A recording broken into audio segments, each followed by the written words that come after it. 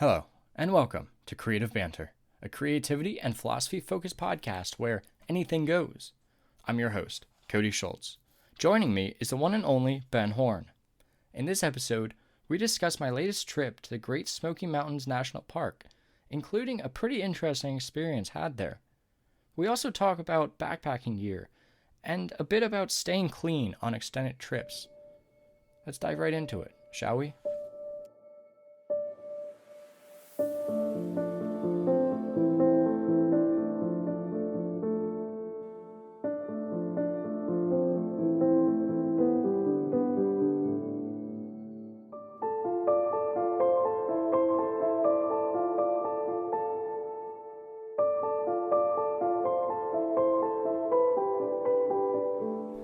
Yeah, I understand you've been in the field for a little while.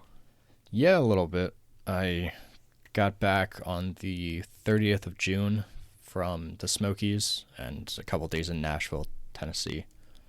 And as soon as I got back from there, pretty much washed clothing, got everything organized, repacked, and went up for a 6-day trip to the cabin with the motorcycles, my dad, grandparents, and girlfriend kind of thing went up. Wow. And now, after I finish recording this, I have to repack and get ready to go to the beach with my girlfriend's family for about a week. That is a packed schedule. That is for sure. Yeah, it is. And crazily enough, I'm already looking at August if I can make it to go down to Shenandoah. I think we had talked about it a little bit before about my desires to go down there. And then in September, I'll be going to Acadia. I have to wait until, I think, the 18th of this month to book that site. And yeah, trying to make the most out of this. Is that an area where you definitely need to, like, the moment that those campsites become available, you got to get right in there and start registering them right away? Shenandoah, not so much, because for weekends, if you want to go over weekends, then yeah, you definitely have to. You should have booked it months prior. Yeah. But for me, it doesn't really matter. I can just go like for 4 days during the week, which is what I probably will do anyway. Okay, that so makes it easier. Yeah, it definitely makes it a lot easier because that way you don't have as many people either. And yeah, that's the best part about it. Yeah. When it comes to Acadia, though, especially because it's fall, I have a reminder set for the 18th specifically so that I can get that trip booked because I know that that's coming along close to the changing colors and all of that stuff up there, and I want to get there before the bigger crowds do, but yeah, I definitely want to get a spot there.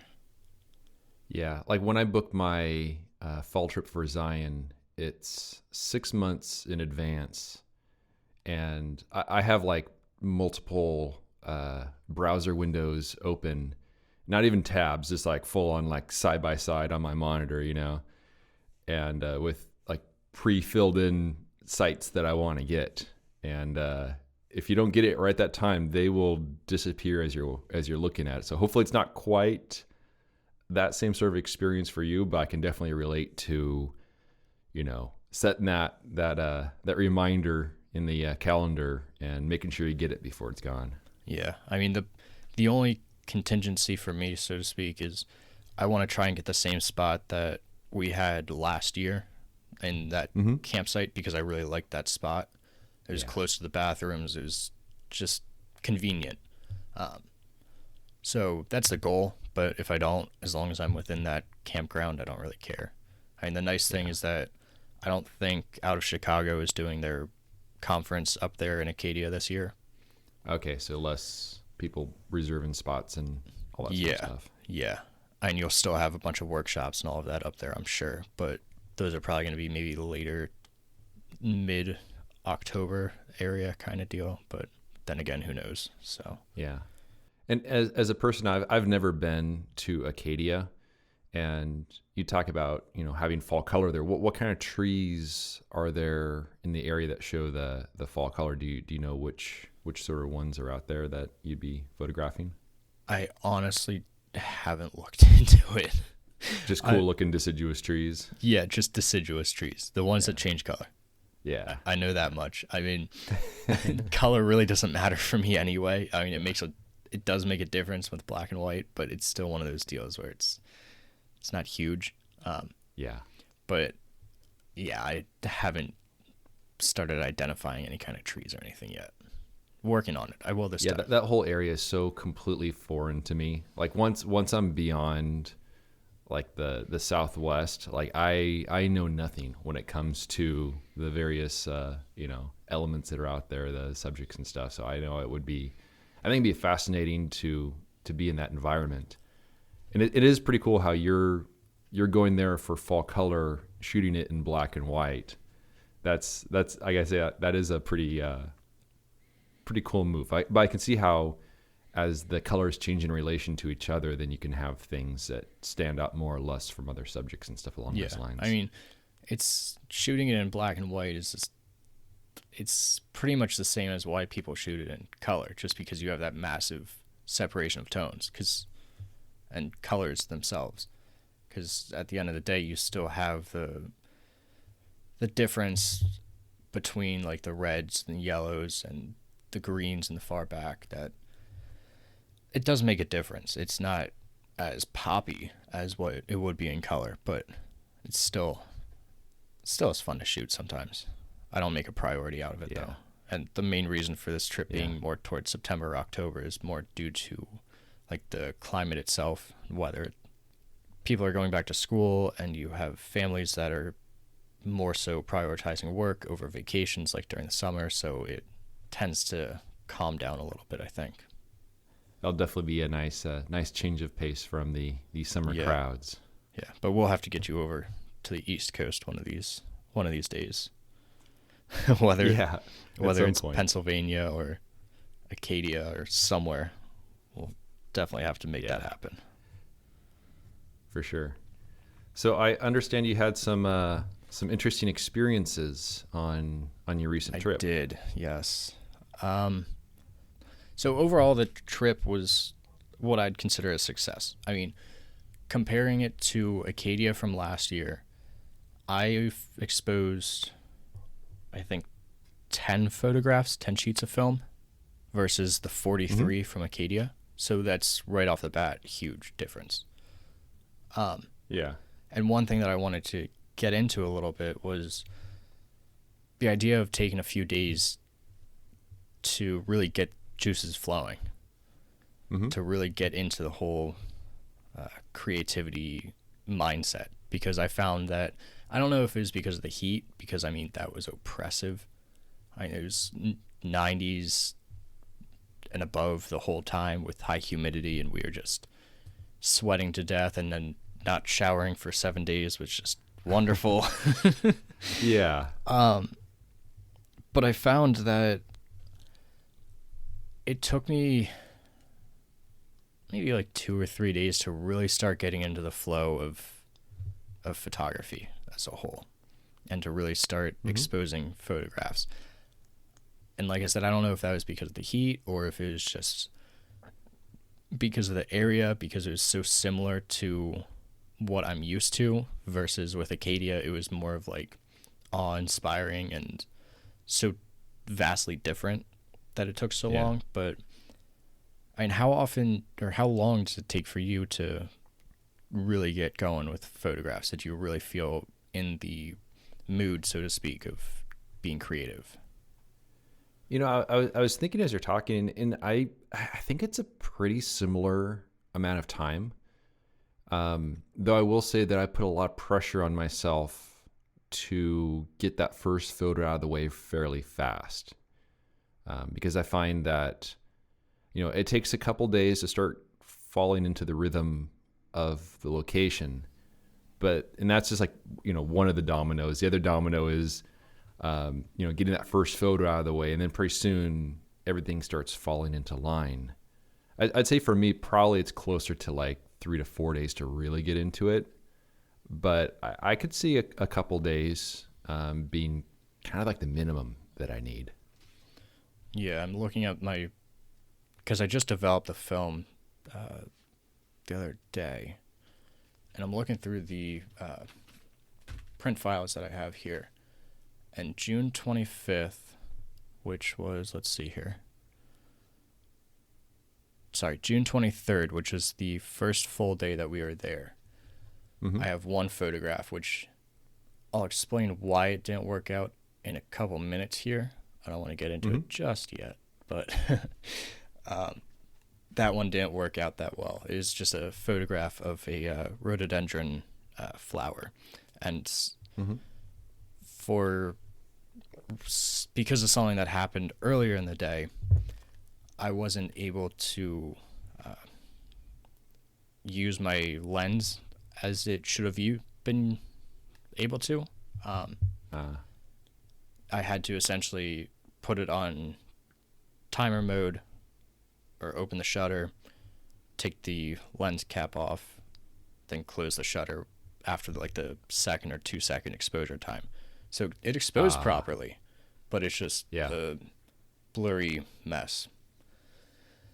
But was it because you think you bumped the camera or something in the process, or was it wind or anything else that caused that? I think it was just because of movement, because of how because of touching the camera so much, because of opening, doing it manually because my trigger wasn't working. So I had to, so that's what caused, I mean, it's, looking at the negative, it's a fine photo, but it wouldn't have gone in my portfolio anyway, so it doesn't really matter that it didn't work.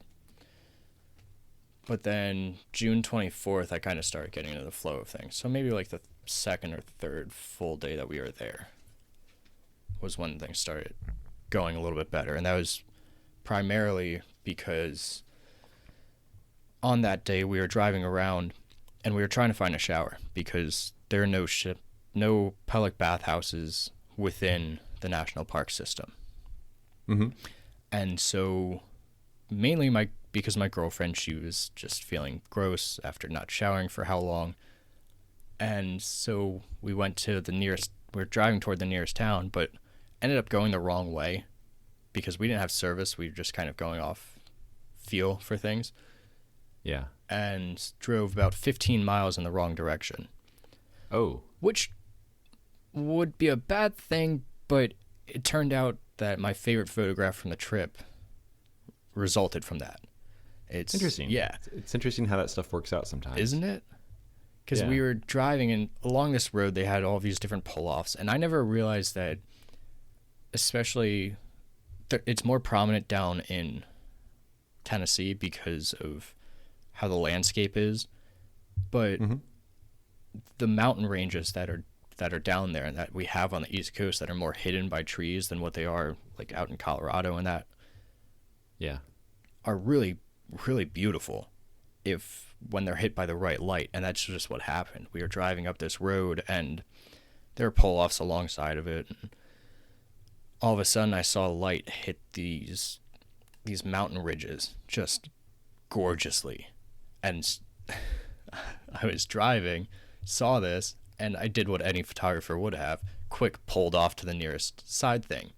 While my girlfriend was like, what the hell are you doing? Freaked out. I mean, we were only going 25 miles per hour, not even.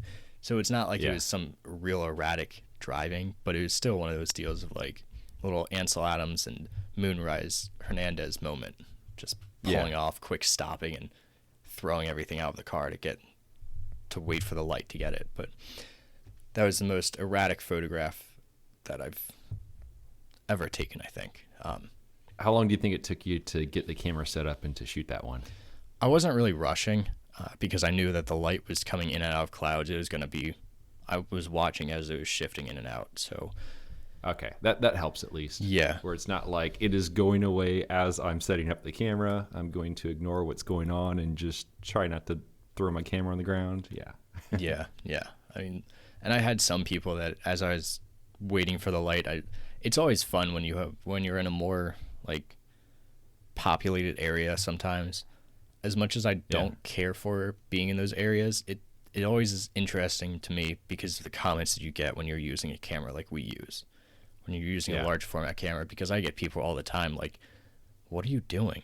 And just genuinely curious about the whole process. And there are times where if I have the time and I already took the photograph and they ask before I took everything down, I will let them go under the dark cloth and like look through and see, and they're just always amazed by it. So that's always fun. But Yeah, they're like, how can you even see that? It's upside down, you know? yeah. Or if you have a red filter, why is it red? Like, Yeah. what's going on? But I always like educating people about that kind of stuff. Yeah. But yeah, so 4 photographs on the 24th, 3 on the 25th, and 2 on the 26th. So, I mean, I did pretty well at keeping myself tamed down, I think. Yeah. That's good. And those were, now of the 10 sheets of film, was it 10 subjects, or did you have any sort of like multiple sheets on any of the subjects at all or anything along those lines? The mountain light that I caught, I did 2 sheets on that, which in retrospect, I only needed the one because I like the first one better than the second. But nonetheless, I wanted to ensure that I had that shot, and I wasn't sure how the light was going to work its way through in one versus the other. Yeah. It is nice to have those subtle variations, even if it just more or less confirms that your initial judgment of the scene was in fact best. But it also just gives you that extra sheet just in case something happens. Right. Especially, it's especially nerve-wracking when you haven't developed film yourself in close to a year now, something like that. Because it's been 4 months since I picked up the large format now, and I haven't developed any of the film that I've exposed. And on top of that, I'm using a new developer. So it makes it really nerve-wracking when you're using a brand new developer that you don't know what could happen. And you're working with different temperatures and all these different aspects that you're like, please let these turn out because I don't want to make the 12-hour drive and repeat this. Oh yeah. And certainly a lot of things you just, you know, it's once it's done, it's done. There's no repeating it.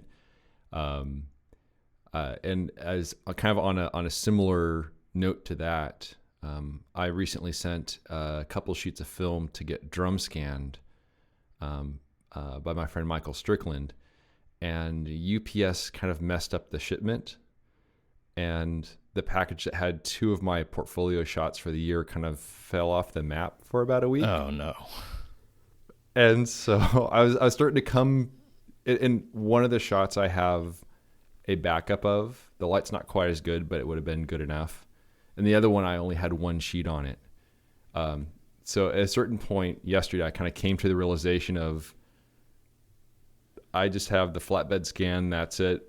But thankfully UPS was able to find it. So that's the other thing in the forefront of my mind when it comes to, you know, exposing only a single sheet of film on a subject. Because I do like to have that backup, whether it's, you know, for something happens in developing, like in your situation where you have some concerns about using some new different stuff, or in my case of, you know, shipping it halfway across the country, because stuff can happen. But also it gets expensive for, you know, having doubles on a lot of stuff. That's why I try and take like a Zen, so to speak, approach to all of this. I mean, if something were to happen to all 10 of these sheets, or if the box of film that I have sitting from the past 4 months were to just kind of get exposed to light and ruined, or something happens in the process, I'm kind of just, oh well. I mean, Yeah. Luckily I'm not making my money off of print sales or my photography strictly. More so it's writing and all that. So, I mean, that helps a lot. It would make for a good story. Yeah. Yeah, it would. And speaking of stories, the first day that we were there, the first full day that we were there, we decided to walk along Cades Cove Loop, which is pretty much the biggest attraction in Cades Cove when you're camping in that area of the Smoky Mountains. Mm-hmm. And on Wednesdays, they close it down so that only hikers and bicyclists can go through it, which is great because now you don't have bumper to bumper traffic. You can kind of take your time, and it's a real nice experience. So we decided that we are going to do the whole 11-mile loop, and then I wanted to see at the top of the loop was a waterfall. Well, I didn't really take into account that it's 90 plus degrees and really humid out, and this entire loop is pretty much in sun the whole day. Oh man, that's just oppressive. Yeah, it makes for a really brutal experience. So along this loop, thankfully, there are 2 roads that intersect. So you can make it into, I think, a 4 or 5 mile hike, or you can do an 8-mile hike or the full 11 miles. Mm-hmm. By the time that we really started to be like, you know what, 11 miles just isn't happening, we were already past the first cutoff that we could do. So we decided to cut it to 8 miles, no big deal. And along this, we were obviously taking stops. I had my camera bag on the back, and we were just trying to enjoy it as much as we could while being beaten brutally by the sun. Yeah. Well, we get to this one point, and we're about maybe 2-3 miles away from getting back to camp. I put down my stuff, and which included my bag, my trekking poles, and I put my hat on the post, and we were just giving our bodies a little break from everything, sitting in the shade. Well, all of a sudden, out from the forest line comes a mama bear and her 3 cubs. Ooh. This is the first time that I've seen a mama bear and her cubs, like, up close. I mean, I saw a black bear before up at the property, and a couple years ago. Not a big deal, but at least then I had a house to get into. At this point, I was exposed. So we were watching these, and some bikers come down the hill. They stop, and we're just watching them, seeing what they're doing. And my girlfriend and I are trying to get further away from these bears, not knowing what they're going to do. Totally. I'm not thinking at all about my bag on the ground. I'm thinking, okay, I have my wallet, my phone, my keys, all of the important stuff is on my body. So I'm just thinking, I want to get away because I don't want something to happen where this bear comes after me. Yeah. Especially because of her having cubs. So yeah, for sure. We're walking back. We're trying to keep as much distance as we can. And all of a sudden, the bears decide to follow down the road. And as we're backing up, Mama Bear decides to start sniffing at my bag. Oh. Mind you, I just got this bag 2-3 months ago. Yeah. Mama Bear starts sniffing. Mama Bear realizes that there is melting chocolate and granola from granola bars in the top of the bag. Yeah, Mama Bear takes the bag. Oh. Yep. Mama Bear sits down, plops down in front of the bag, starts sniffing and whining because she can't get into the top of the bag. And for those who know what a Gregory Baltora 65-liter bag looks like, you have the top portion of the bag and you have zippers that run along it, and you have little pockets in there, and that's where I had the snacks. And on the other side of the other pocket, I had the sunscreen and the bug spray, along with 2 of my headlamps. So Mama's sitting there and she's trying to get into this bag. Finally, she decides, you know what, I'm going to drag this bag into the creek and see if I can get there better. So that way I have more leverage. Yeah, so she drags it into the creek, and luckily the creek wasn't like flowing. It hadn't rained in a while, so it was pretty much just almost barren. Yeah. Nonetheless, she drags it in there. The cubs follow her, and we're waiting. And my girlfriend's freaking out, asking why I left my bag there. Meanwhile, a couple days later, we were reading up on black bears a little bit more and realized their scent is like 3,000 times better than ours Yeah. and a ton better than even a bloodhound's. So I'm sure she already smelled the melting granola bars. Oh, So yeah, for sure. maybe I'm wrong about this. Maybe she wouldn't have come after me with them and whatever. But I'm going to go with the whole idea that I'm glad I had it sitting down there, not that she chases me for 3 miles the opposite direction. Yeah. Nonetheless, half hour or so passes by. Mama bear comes out, 3 cubs follow, and they go along their merry way. So I hop down into the creek. The snacks are all gone. There's wrappers along the creek. She had bitten into the sunscreen. She had bitten into the bug spray. She even bit into my one headlamp and busted the batteries. But the headlamp still works, miraculously. Huh. So, I mean, that's a cool little memento. Yeah, seriously. So, yeah, the bag's torn up. I mean, it's usable. The top pouch there is all, like, torn up a little bit because of her getting in for the snacks and stuff. The wet pouch on the very front of it is all destroyed. She got into the one little pocket that had some maps and stuff in it and destroyed the one map, but luckily the other stuff in there is okay. I think one of the cubs took a bite out of the waist harness part there. Okay. Yeah. So that's bit into and chunks missing from there. Jeez. And then on the right hand shoulder strap, it's messed up a little bit. It's kind of torn, but not enough to cause concern. I mean, for the rest of the trip down there, I had used the bag, fully loaded, and it was fine. But kind of one of those deals of, I just had this bag for 2-3 months. Yeah. And now I'm looking at getting another one already. Now it's munched on by a bear. I mean, it's almost like if you were to, I don't know, be out here in San Diego or whatever, and then you have like a surfboard with like some like shark, tooth marks in it or whatever like that. There's a story behind it. That's for sure.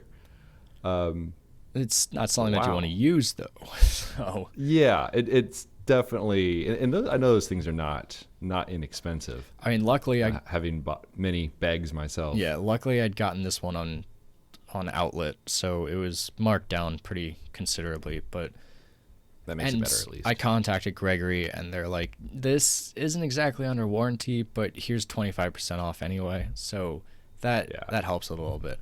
But the other thing you got to keep in mind, my camera was in the bag. That's what I was going to ask you about next, because I'm like, what about the camera? What about the creek? What about all that stuff? Yep. So the camera was in the bag. Luckily, she didn't get into the main compartment of the bag.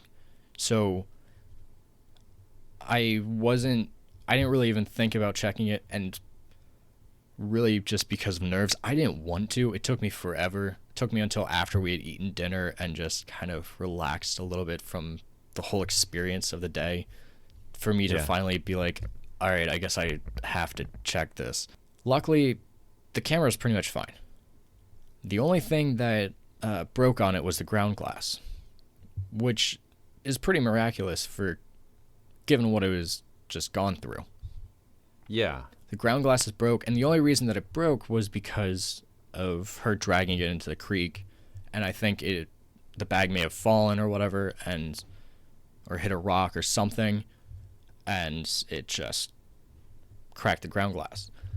Luckily, though, but it was still functional. Yes.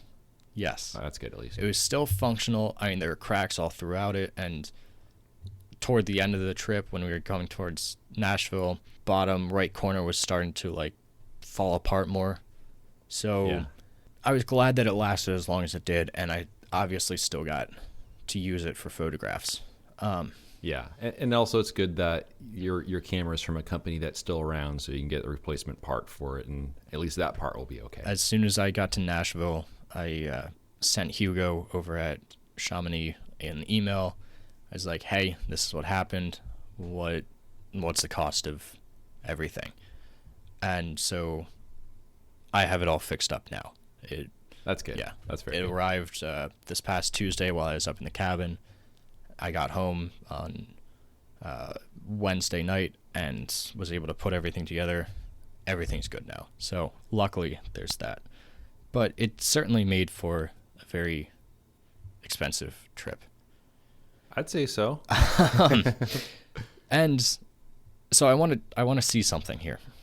We had just talked 2 episodes ago about starting up a Patreon. And I decided that in order to potentially offset some of this cost, I'm going to start up a little print shop on my website. Yeah. Which is why I developed this film so quickly, as I felt it more fitting to offer prints from this trip rather than from other things. So I am going to set up a little print shop that'll have this story on it and 6 photographs from the trip, offered in 8x10, 11x14, and 16x20 sizes. So if anyone wants to help me or help to fund a new bag, and in return wants to have a nice print from this trip, by all means, I will have the link below. Very much so appreciate it. Like I said, I'm just trying to figure things out and how I want to proceed. I think I'm going to go with a Gregory Baltora 85-liter bag this time. Get a little bit bigger capacity bag. Might be a little bit more beneficial for things, but nonetheless, this made for a very interesting story and one that I will never forget. So, now, how many of the photos that you composed on the trip are ones that were composed with the broken ground glass? all of them. Or all of them? So there's that added bit to the story there to know that you were composing that one with a camera where the ground glass was shattered by a bear. Yep. just adds an extra level of story of what's going on there. Yeah, and that goes back to the first photograph that I took that I was telling you about that's blurred.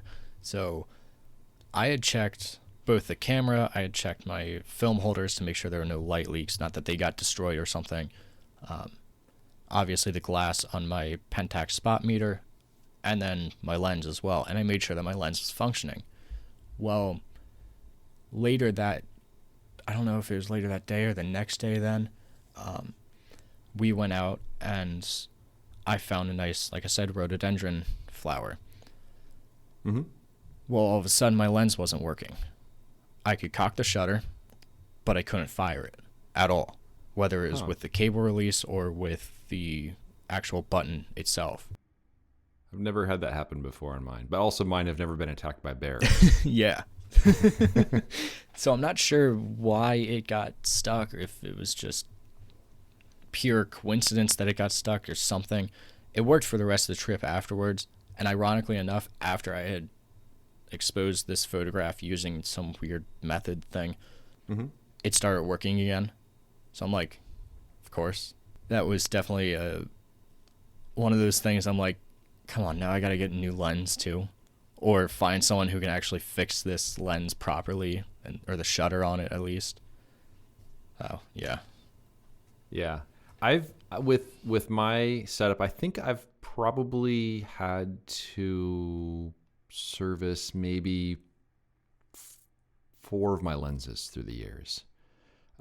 Usually with stuff where like the shutter hangs open or some weird stuff along those lines.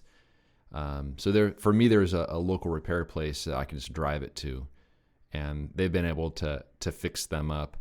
The time when my 8x10 took 2 substantial hits on one trip back in 2017.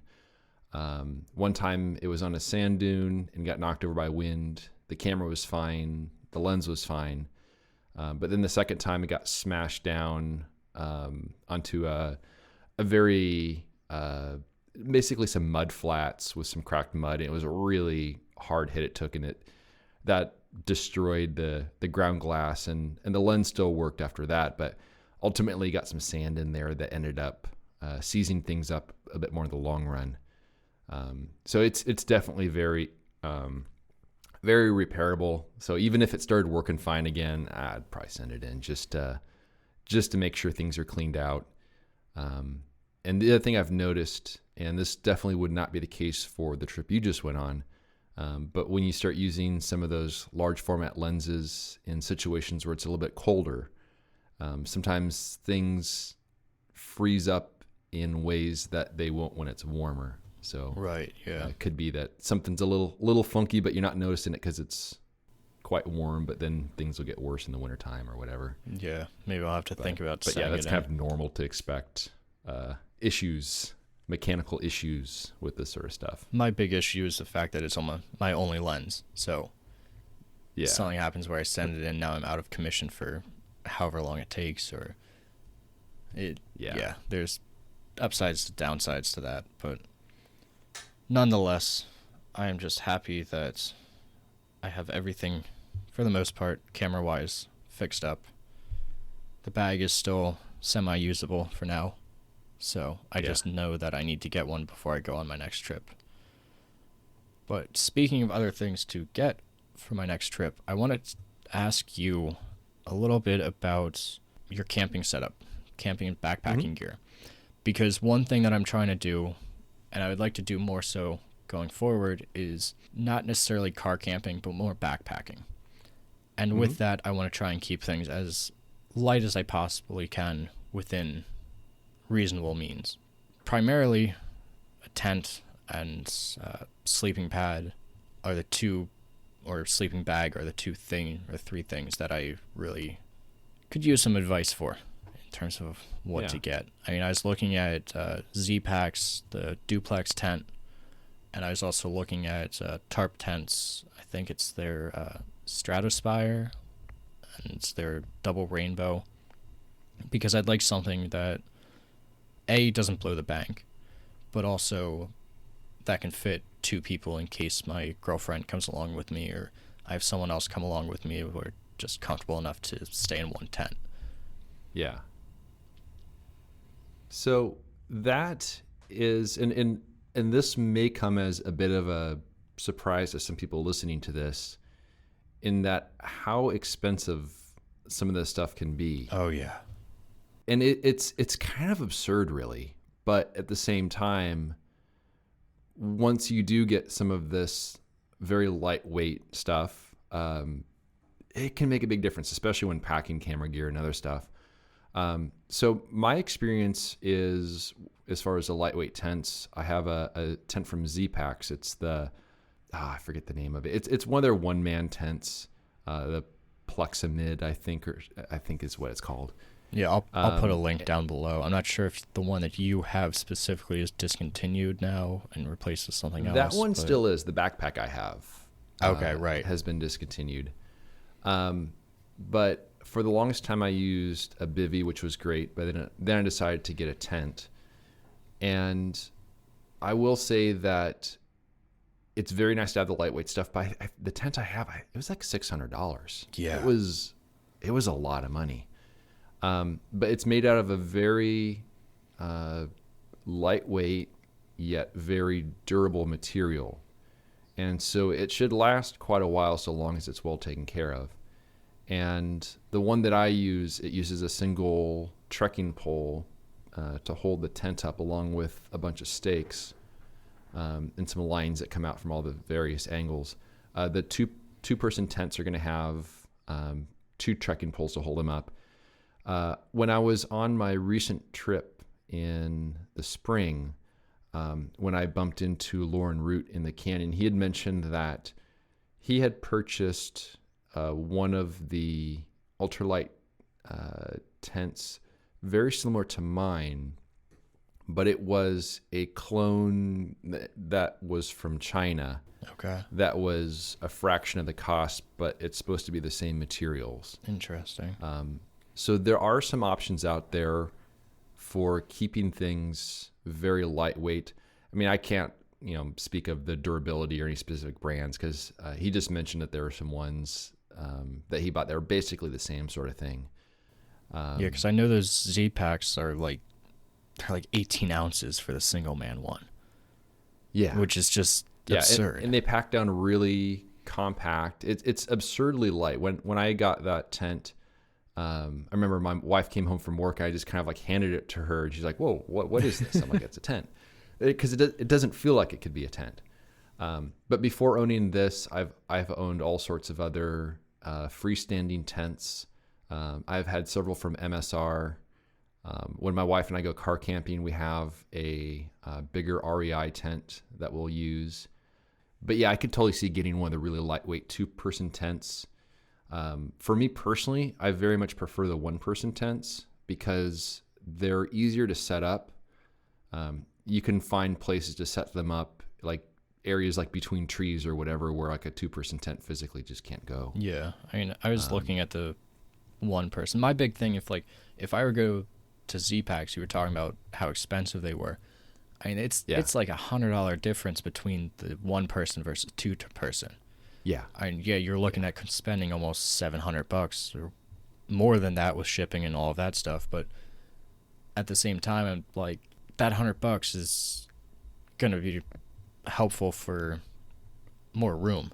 It's gonna give me more room for sure. and just more flexibility in that term. And there's not much of a difference in weight between them either. That's the other thing too. I mean, I was looking at tarp tent though specifically because I think Tim Parkin had mentioned it on Landscape at one point that he has the notch. Him and Charlotte each have a notch. I think they have the lighter versions, which are more expensive, but I was looking at those as an alternative because then you're looking at something, it weighs a little bit more, but it's also half the price. You're looking at maybe like $350 for a notch or for the Stratospire, which is a 2-person, something like that.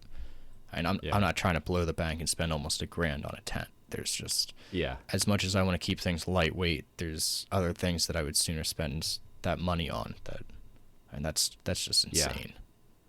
And it all adds up. You figure there's the tent, there's a sleeping pad, which those are like $200 on top of it. Yeah. And then the sleeping bag and everything else, and then there's also the cookware, and that was actually something that I learned a little bit more about when I went on my recent backpacking trip, because for a while now I've used the same little titanium stove that you just screw to the fuel canister and have a little titanium pot. But it was a little bit more windy this time, so it wasn't quite as efficient. But I still, even though it would take longer to boil the water with that than the stove I use when I'm at my car, which is more efficient in terms of dealing with wind and it boils things a lot faster. It still is nice to the one that I have. It's from a Snow Peak. It's the titanium something or other. It's the only really super light. I mean, they have a bunch of lightweight stoves, but it's the lightest one that they have. But that, and then just carrying some extra fuel and knowing that it doesn't do quite as well if it gets windy. But also for you, you have to take into consideration the local conditions. You're going to have a very high likelihood of having rainy conditions. Yep. Versus where I'm going, if it's rainy, I'm not going there. Because I'm in like a drainage for big canyons and stuff. So like, the specifics of the gear that you get will really need to be tailored for the areas you go. But yeah, it can be a wake up call, especially for some of the people that are listening to this when they don't realize that a tent can cost like $600-$800. I saw one that, I mean, mind you, this tent was like Taj Mahal of tents, but my girlfriend and I had gone to REI, the physical location down by Nashville, Tennessee, just since we needed something to do for the day. And I saw one that I think was like $1,500 or $2,500 for this tent. Wow. I'm like, and it's not lightweight. It's just huge. It's just like I said, the Taj Mahal of tents, which I'm like, what are you doing in there? Yeah. Like, why do you need all To that me, space? a very big tent makes me feel uncomfortable. Like the smaller, the more confining. It actually feels more comfortable. It's faster to set up. But yeah, I mean, I'll see that sometimes when I go camping, where you have, these families come in and they'll have like these huge tents with multi rooms and this and that. And I guess if you're not as accustomed to camping and you're just trying to create that or recreate that experience in your own house, but then I don't know. get like a pop up camper or something then instead. Yeah, I mean, to me that yeah, makes more sense because then you're essentially having a little home that you're bringing with you, and you do yeah, a tent and that, yeah, I don't know, to each their own. But like, I'll go on Reddit every once in a while and I'll see like the camping forums of people and just the lengths that they go to make everything feel like home. I'm like, I don't understand it, but yeah. like I said, It's not camping at a certain point. yeah, no. But like I said, to each their own, whatever. Yeah. And one thing that you had mentioned earlier was the, not having showers Yes. where you were. And that definitely is an issue. One of the things that, like, when my wife and I will go on the trips, I mean, there's some places we'll go to. Most of the places we go to now, there'll be areas where there's showers and stuff. But sometimes it's just like you just can't fit it in the schedule to go grab a shower every single day. So one thing that we learned early on is to go and buy like a big pack of baby wipes, and you just give yourself a baby wipe bath. You just wipe yourself down, and suddenly, you wipe off the grime. You're feeling fresh again. So that's one of the things. I always have a pack of baby wipes in the back of my Forerunner. See, we tried that. Didn't work so well. No, but I think it. Probably maybe the humidity. Yeah, I'm thinking between the Yeah. condition differences, because we were packing on sunscreen every 2 hours because of the being in the sun all the time. Trying not, especially my shoulders. I didn't want my shoulders getting burned because that would have just sucked carrying around this bag. Yeah. So we had a bunch of between sunscreen and bug spray on us that then you're at the night you're trying to wipe off combined with sweat, and after 7 days of not showering, that's just, it doesn't work anymore. Yeah. I mean, Yeah. one thing, when we had gone to REI, we had found this little portable shower thing, real compact, almost like a soda can sized, but apparently it holds like 5 to 10 liters of water or something like that, and hang it from a tree and you have like a portable shower.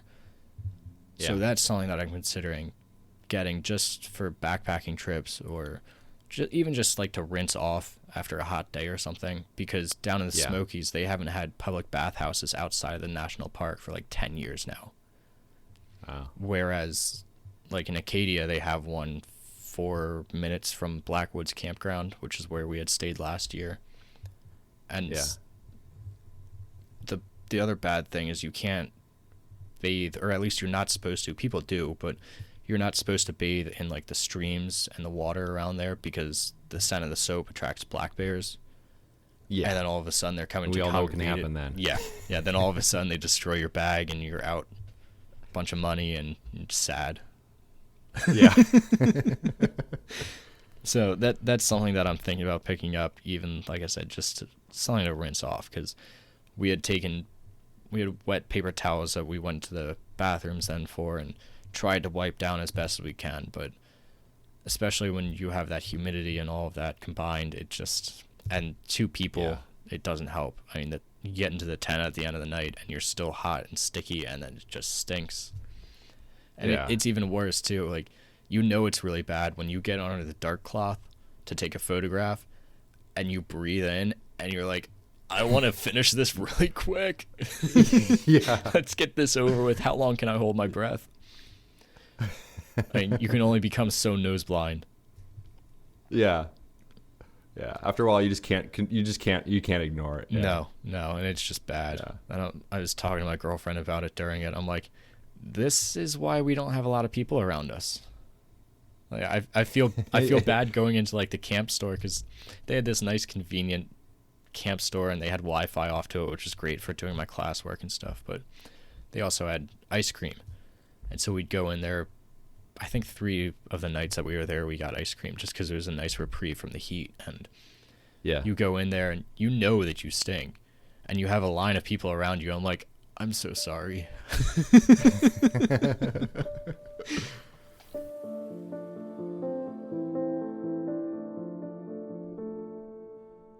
I hope you enjoyed our creative banter. You can learn more about Cody's work by visiting his website, codyschultz.com, and you can find my work at benhorn.com. If you have any questions or comments, you can reach out to us by email at cody@codyschultz.com. Thanks so much for listening, and we'll see you around next time.